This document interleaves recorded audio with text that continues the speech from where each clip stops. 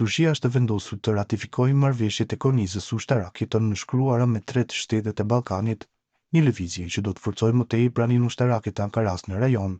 ndërkohë që do të shtrijë ndikimi strategjik të saj përreth Greqisë. Marrëveshjet e nënshkruara në vitin 2024 me Shqipërinë, Kosovën dhe Maqedoninë e Veriut vijnë në një kohë kur tensionet gjeopolitike në Mesdheun Lindor janë të larta. Greqia ka shprehur shqetësimin për partnerët ushtarak në rritje të Turqisë, veçanërisht në rajon me rëndësi historike dhe strategjike. Ballkani ka qenë prej kohësh një terren për betejë të ndikimit midis anëtarëve të NATO-s dhe fuqive të jashtme, dhe lidhjet ushtarake të thelluara të Turqisë me këto shtete sinjalizojnë synimin e saj për të ruajtur një rol më aktiv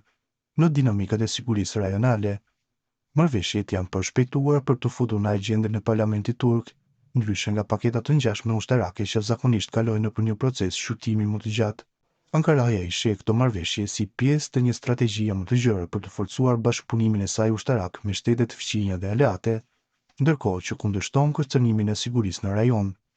Përmes marrëveshjeve, Turqia dhe partnerët e saj do të bashkëpunojnë në një gamë të gjerë fushash ushtarake dhe mbrojtëse,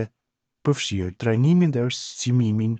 ushtrime të përbashkëta, bashkëpunimi në industrinë e mbrojtjes, ndarjen e informacioneve të inteligjencës, mbështetje logjistike, shërbime mjekësore, mbrojtje nga sulmet kibernetike, misione paqëruajtëse dhe kundërmimin të minave dhe pajisjeve të shpërthyese të improvizuara.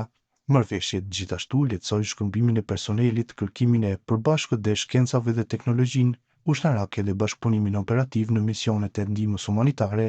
dhe ndihmën pas katastrofave.